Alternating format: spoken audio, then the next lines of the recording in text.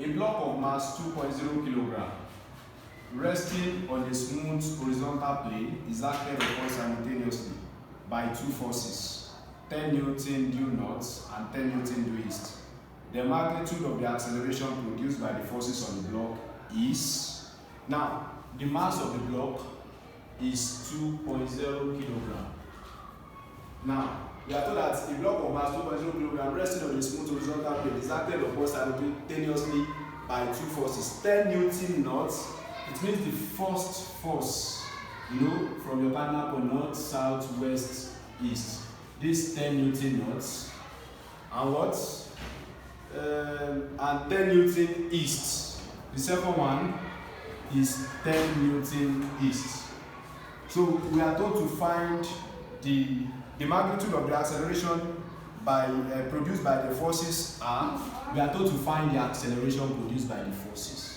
Now, which of the two forces are we going to use? Is this the force here or the force here? We are not going to use any of the two, but we are going to find the resultant of the two, the resultant force. In this case, this is a right angle triangle. Now, using Pythagoras theorem, we know that hypotenuse square, which is r square, equals to opposite square, which is 10 square, plus adjacent square, which is also 10 square. R square equals to 100 plus 100. 10 square is 100, 10 times 10, which is 100. So R square is 200, and R will be square root of 200, which is the same thing as square root of 100 times 2. So R is 10 root 2 Newton. That's the force. But we are told to find the acceleration. Since we are told to even find the acceleration, we can still leave it as 200 for now. So now we have 200 Newton as our resultant force. So the force now is root 200 Newton, and the mass is 2.0 kilogram. Now we know that force is mass times acceleration. So our force is root 200 equals to mass, which is 2, then times acceleration, A, divide both sides by 2. So divide both sides by 2. So our A now will be root 200 is the same thing as 100 times 2 over 2.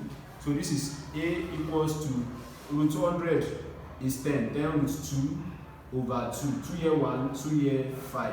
So our acceleration is 5 root 2 meters per second square. That's our acceleration. Now, question 3. The magnitude of the resultant of two mutually perpendicular forces. When we say something is mutually perpendicular, that is, they are at right angle to each other. The magnitude of the resultant of two mutually perpendicular forces, F1 and F2, is 13 Newton.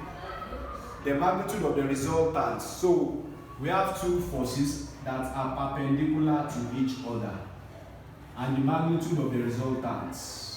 Now, this is the resultants of the two forces. We are told that the magnitude of the resultant is 13 Newton. 13 Newton.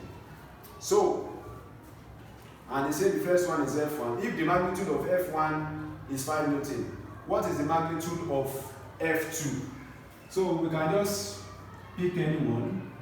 If this is F2 and this is F1, we are told that the magnitude of F2, if the magnitude of F1 is 5 Newton, so the magnitude of F1 is 5 Newton, we are told to find the magnitude of F2. Again, using Pythagoras theorem,